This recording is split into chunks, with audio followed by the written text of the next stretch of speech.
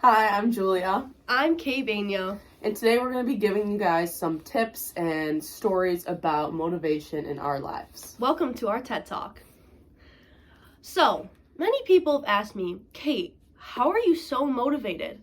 How do you have 0 missing assignments? How are your grades so good? Just kidding. No one asked me that. But this is what I think my motivation looks like. As you can see, my motivation is not a straight line. It is flowing. There are many different points. There are high points. There are low points. And so when I get to those low points, I have to figure out how to get back up to those high points. This is ever changing, and that's okay. There's also many different colors of motivation. There's many different paths. Motivation that you can find in yourself, whether it's trying to prove someone wrong, trying to believe in yourself. And we're going to talk about that today. So, as Kate mentioned, there are some low points in your motivation journey, and I'm going to be touching on one that was in mine. So, my freshman year was the school year of 2020 to 2021, the year of COVID, we all know.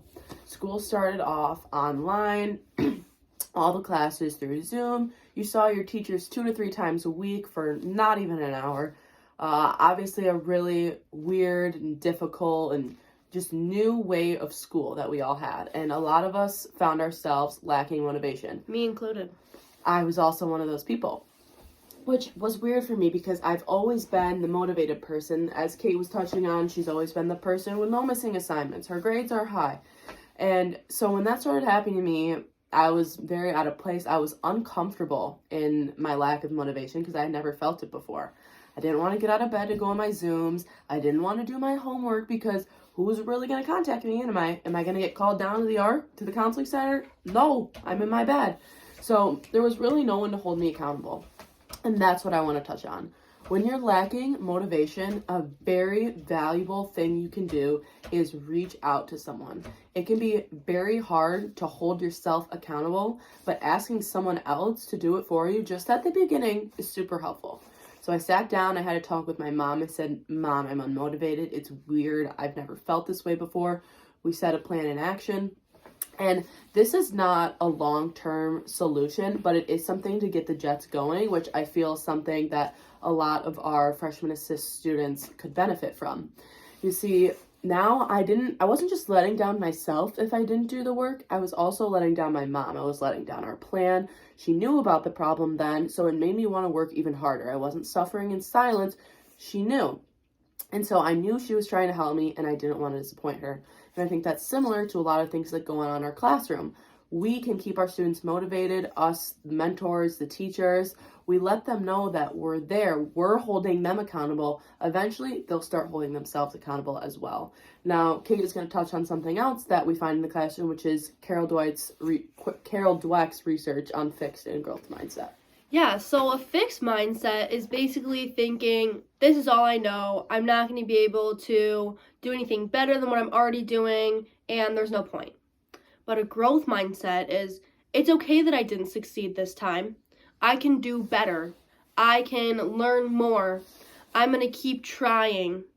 And that really comes into play with motivation, because motivation isn't something that comes naturally to a lot of the students in our freshman assist class.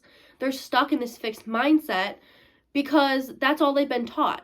But motivation is something you have to feed. You have to keep working on it. You have to build it up. And that's when we use our positive affirmations. Like, you can do this. We believe in you. You've succeeded in this before. You can do it again.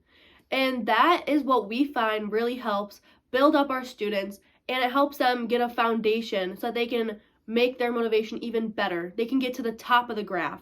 They don't have to be stuck in the middle or stuck at the bottom. We are trying to build them up so that they can start saying those things internally to themselves. I can do this. I've got this. I can succeed. Another thing that is really crucial when distinguishing between fixed and growth mindsets is that those with fixed mindsets typically only see success as something that they they see it.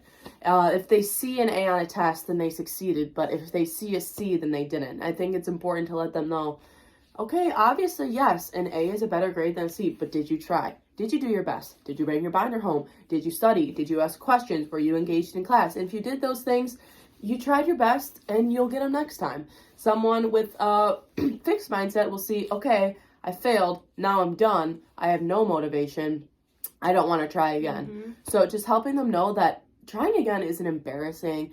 Being engaged isn't embarrassing, is another huge thing that will really get their motivation kickstarted. Thank you for joining our TED Talk. Be blessed.